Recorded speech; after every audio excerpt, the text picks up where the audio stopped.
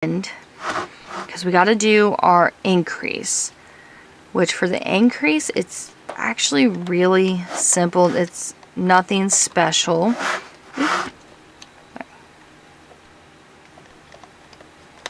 There we go.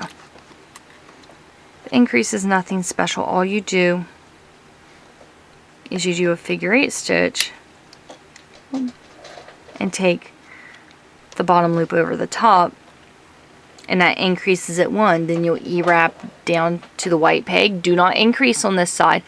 E-wrap up, increase 1 more.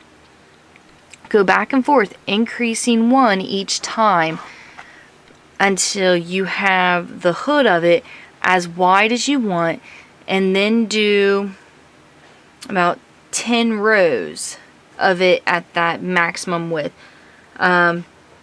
Actually do 15 rows, sorry. Do 15 rows of it at the maximum width.